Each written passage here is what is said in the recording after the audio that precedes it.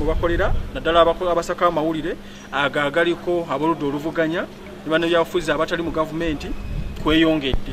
Ekibiina ekirwanira eddembe ly'abannamawulire mu ggwanga Uganda ekya Human Rights Network for Journalists Uganda HRNJ kifulumiza alipoota yaakyo ey'omulundi ogw'ekkumi erambika ebikolobero eby'enjawulo ebituukibwa ku bannamawulire awamu n'eddembe lyabwe eriyimiridde ensangi zino. Alipoota eno ebadde ya mwaka gwa 2018 era nga erambise nga ekitongole kya poliisi kye kyakulembedde okutyoboola eddembe ly'abannamawulire n'emisango 87 kwegyo emisango 163 egyakolebwa mu kaddaako. Kino nno kitadde poliisi ku bitundu 53 ku buli 100 ku misango egy'okulinnya eddembe ly'obuntu. Ekitongole ky'amagye omuli eggye erikuuma omukulembeze w'eggwanga, eggye erya Uganda People's Defence Forces, eggye erikuuma abantu ab'enjawulo abatutumufu nabo bakutte ekyakumwanjo. Ekitongole kivunaanyizibwa ku by'empuliziganya mu nnyaffe Uganda ekya Uganda Communications Commission nakyo kye kimu ku ebyo ebityobodde eddembe ly'abannamawulire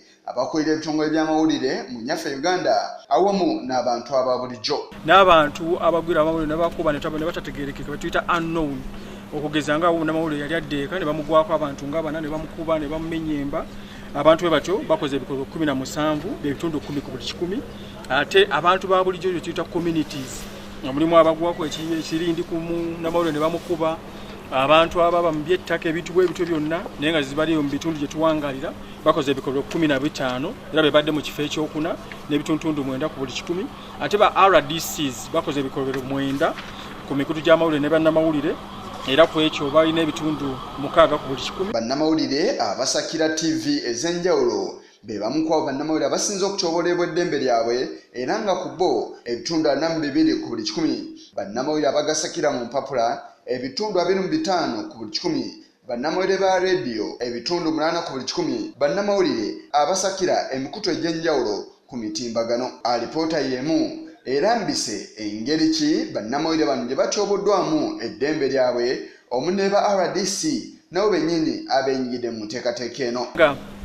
Tulabye n'emisango emingi egy'okugaana abamawulire okutuuka wali amawulire kye tuyita obstruction from news scenes, nga nagyo emisango gye giridde empango omulundi guno ane giddirirwa egyo egy'okukuba kye tuyita assault bannamawulire, ne kuddako emisango egy'okukwata abamawulire n'obbasiba n'okwonoona ebintu byabwe nga gigenda gyewerekera mu ngeri eyo.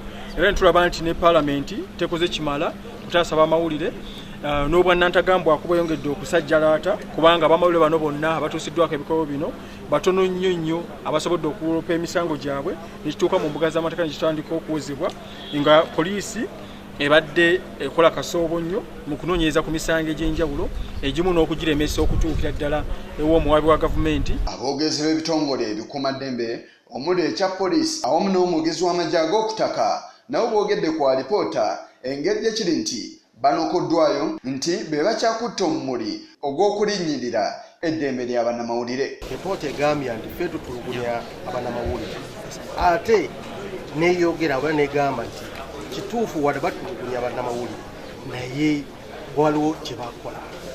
Abasirikale baffe tubavunana muki mu mbuga zaffe oba kye tuyita disciplinary court oba court zaffe za mpisa.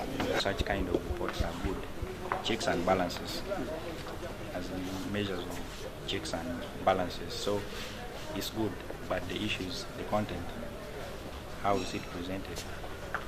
How is it presented? For example, the picture and the face gives a very negative impression of what the EPDF is. Alipoota era erina endowooza zeewadde zegamba nti singa zino zinaateekebwa mu nkola kijja kuyamba ku bannamawulire eddembe lya okutakkirizibwa.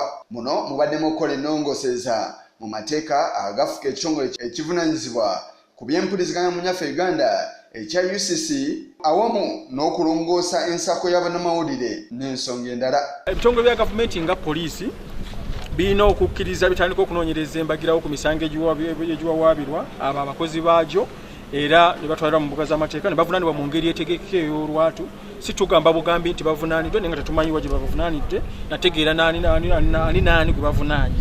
Era ne poliisi tugisaba nti mu kutendeka abapoliisi baayo kino kikwata ne ku b'amagye bakolagane n'abantu ab'eddembe ly'obuntu bateekewo enjigiriza etegeerekeka ekwata ku ddembe ly'obuntu basobole okujja eno eri bannamawulire nga bamanyi engeri okukwata mu bannamawulire n'okuwa eddembe lyabwe ekitiibwa. Alipoota ey'omwaka ogwa 2017 yalambika nga ekitongole kya poliisi era bwe kyali kididde empanga mu kulinnyirira eddembe lya bannamawulire ssaako n'ensonga endala.